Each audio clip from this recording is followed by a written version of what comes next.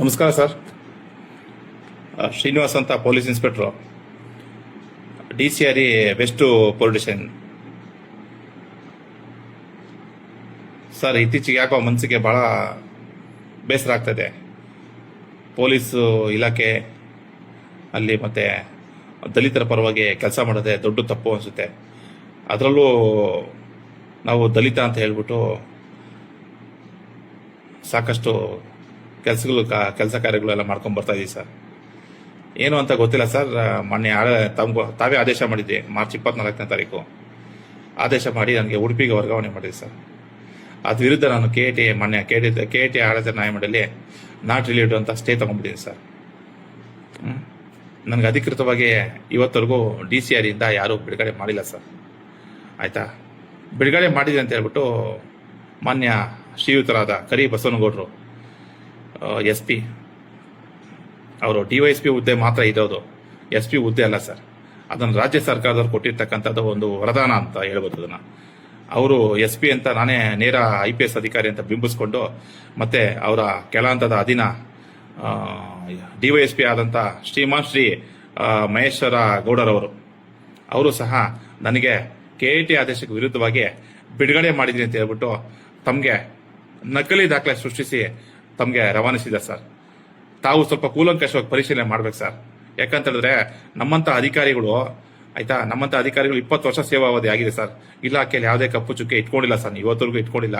ತಮ್ಮನ್ನು ನಾನು 3 ಸಲ ಬಂದು ಭೇಟಿ ಮಾಡಿದ್ದೀನಿ. ನಾನು ಮನವಿನೂ ಸಹ ಕೊಟ್ಟಿದ್ದೀನಿ, SC/ST ಆಯೋಗಕ್ಕೂ ಕೊಟ್ಟಿದ್ದೀನಿ ಸರ್, ಮತ್ತೆ ಸದನ ಸಮಿತಿಗೂ ಕೊಟ್ಟಿದ್ದೀನಿ ಸರ್.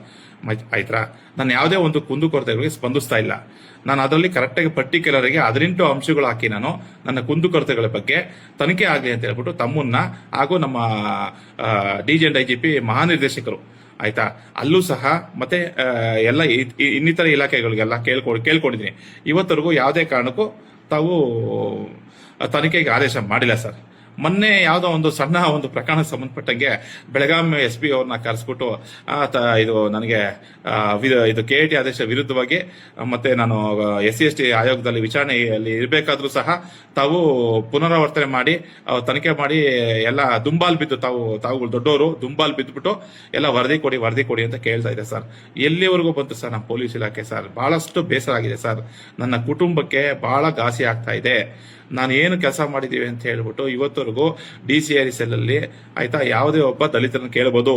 ಆಯ್ತಾ, ನಿನ್ನೆವರೆಗೂ ಕರ್ತವ್ಯ ನಿರ್ವಹಿಸ್ಕೊಂಡು ಬರ್ತಾ ಇದ್ದೀನಿ. ಆದರೆ ನನಗೆ ಅಧಿಕೃತವಾಗಿ ಯಾವುದೇ ಒಂದು ಬಿಡುಗಡೆ ಆದೇಶ ತಾವಾಗಲಿ ತಮ್ಮ ಅಧಿಕಾರಿಗಳಾಗಲಿ ಮಾಡಿಲ್ಲ ಸರ್. ಮಾಡಿದ್ದೀನಿ ಅಂತ ಹೇಳಿದ್ರೆ ಅದು ನಕಲಿ ದಾಖಲೆ ಸರ್. ಅದನ್ನೇನು ಹೆಚ್ಚಾಗಿ ಹೇಳಕ್ ಹೋಗಲ್ಲ ಸರ್. ಈಗ ನಾನು ನಮ್ಮ ರಾಜ್ಯ ಸರ್ಕಾರ, ಹಿಂದ ಸರ್ಕಾರಕ್ಕೆ ನಾನು ತಿಳಿಸುವುದೇನೆಂದರೆ, ಆಯ್ತಾ, ದಲಿತ ಅಧಿಕಾರಿಗೆ ಕರ್ನಾಟಕ ರಾಜ್ಯ ಸರ್ಕಾರದಲ್ಲಿ ರಕ್ಷಣೆ ಇಲ್ದಂಗಾಗಿದೆ. ಆಯ್ತಾ, ನಮ್ಮಲ್ಲಿ ಎಲ್ಲ ಈ ಕರಿ ಬಸವನಗೌಡರು, ಮಹೇಶ್ ಗೌಡರು ಇವ್ರದ್ದು ಎಲ್ಲ ಆಗೋಗಿದೆ ಸರ್. ಆಯ್ತಾ, ದಯವಿಟ್ಟು ನಾನು ಹೇಳೋದಿಷ್ಟೇ ಸರ್, ತಮಗೆ ಹಿರಿಯ ಅಧಿಕಾರಿಗಳಾಗಿದ್ರ, ಆಯ್ತಾ, ದೊಡ್ಡವರಾಗಿದ್ರ, ನಾನು ಒಂದು 20 ವರ್ಷ ಸೇವಾವಧಿ ಸಲ್ಲಿಸಿದ್ದೀನಿ. ಒಂದೇ ಒಂದು ಕಪ್ಪು ಚುಕ್ಕೆ ಇಲ್ಲದೆ ಕರ್ನಾಟಕದಲ್ಲಿ, ಆಯ್ತಾ, ಪೊಲೀಸ್ ಇಲಾಖೆಯಲ್ಲಿ ನಡ್ಕೊಂಡು ಬಂದಿದ್ದೀನಿ, ಪಾರದರ್ಶಕವಾಗಿ ಕೆಲಸ ಮಾಡ್ಕೊಂಡು ಬಂದಿದ್ದೀನಿ. ಆದರೆ ಯಾವುದೇ ಒಂದು ಮುಂದಿನ ಅವಘಡ ಅಂತ ನೋಡಿ ಸರ್, ತಿರುಗ್ತಾ ಇದೆ ತಣ್ಣನೆ ಗಾಳಿ. ಆಯ್ತಾ, ಅದು ಯಾವುದೇ ಕಾರಣಕ್ಕೂ ಮುಂದಿನ ಅವಘಡಕ್ಕೆ ತಾವು ಅವಕಾಶ ಮಾಡಿಕೊಡಕ್ ಹೋಗ್ಬಿಡಿ ಸರ್. ಏನಾದರೂ ಒಳಸಂಚು ಮಾಡಿ, ಒಳಪಿತವರು ಮಾಡಿ, ಆಯ್ತಾ, ನನ್ನ ವಿರುದ್ಧ ಷಡ್ಯಂತ್ರ ಮಾಡ್ತಾ ಇದ್ರೆ ಖಂಡಿತ ಮಾಡಕ್ ಹೋಗ್ಬಿಡಿ ಸರ್. ಮುಂದಿನ ಯಾವುದೇ ಒಂದು ಪರಿಣಾಮಗಳಿಗೆ ತೀಕ್ಷ್ಣವಾದ ಪರಿಣಾಮಗಳಾಗುತ್ತೆ ಸರ್. ನನ್ನ ದುಃಖ ತಪ್ಪದಿಂದ ಹೇಳ್ತಾ ಇದ್ದೀನಿ. ಆಯ್ತಾ, ನೊಂದಿರ್ತಕ್ಕಂಥ ದಲಿತ ಪೊಲೀಸ್ ಅಧಿಕಾರಿ ದುಃಖ ತಪ್ಪದಿಂದ ಹೇಳ್ತಾ ಇದ್ದೀನಿ, ಇಲ್ಲಿಗೆ ತಾವು ನಿಲ್ಲಿಸಿ. ಅಂದ್ರೆ ನಮ್ಮ KT ಆದೇಶ, ಮೊನ್ನೆ KT ಆದೇಶ ಬರೋವರೆಗೂ, ಬಂದ ನಂತರ ಸರ್ ನ್ಯಾಯಾಂಗ ಇಲಾಖೆ ನಾನು ತಲೆಬಾಗ್ತೀನಿ, ತಾವು ತಲೆಬಾಗಿ ತರಾತುರಿಯಲ್ಲಿ, ಆಯ್ತಾ, ನನ್ನನ್ನು ಪಿತೂರಿ ಮಾಡಿ ಬೇರೆ ಏನಾದರೂ ತಮ್ಮ ಅಧೀನದ ಕೆಲಸ ಬಂದಿರಿದ್ರೆ, ತಮಗೆ ಏನಾದರೂ ಆ ಥರ ಇದ್ದರೆ ದಯವಿಟ್ಟು ಇಲ್ಲಿಗೆ ಇದಿಷ್ಟೇ ಆಡ್ಬಿಡಿ. ಇಲ್ಲ ಅಂತ ಹೇಳಿದ್ರೆ ನಾನು ತಮಗೆ ಹೇಳಿದೆ ನೋಡಿ, ತಣ್ಣನೆ ಗಾಳಿ ಬೀಸ್ತಾ ಇದೆ, ಆಯ್ತಾ, ಪರೋಕ್ಷವಾಗಿ ಸಕ್ರಿಯ ಕಾರ್ಯಕಾರಿಣಿಗಳು ತಾವೆಲ್ಲರೂ ಆಗ್ತೀರಾ ಅಂತ ತಮಗೆಲ್ಲ ಬಯಸ್ತಾ ಇದ್ದೀನಿ. ನಮ್ಮ ಕರ್ನಾಟಕ ರಾಜ್ಯ ಪೊಲೀಸ್ ಇಲಾಖೆಗೆ ಮತ್ತೆ ಗೃಹ ಮಂತ್ರಿಗಳಿಗೆ, ಮುಖ್ಯಮಂತ್ರಿಗಳಿಗೆ ಹಾಗೂ ಡಿಜಿ ಅಂಡ್ ಐಜಿಪಿ ತಾವು ಉಮೇಶ್ ಕುಮಾರ್ ಸಾಹೇಬರಿಗೆ ಆಯ್ತಾ, ದಯವಿಟ್ಟು ಇದು ಮನವರಿಕೆ ಮಾಡ್ಕೊಂತೀರಾ ಅಂತ ಅನ್ಕೊಂತಾ ಇದೀನಿ. ಯಾವುದೇ ಅವಘಡ ಸಂಭವಿಸಿದ್ರೆ ನೇರ ತಾವೇ ಹೊಣೆಗಾರರು.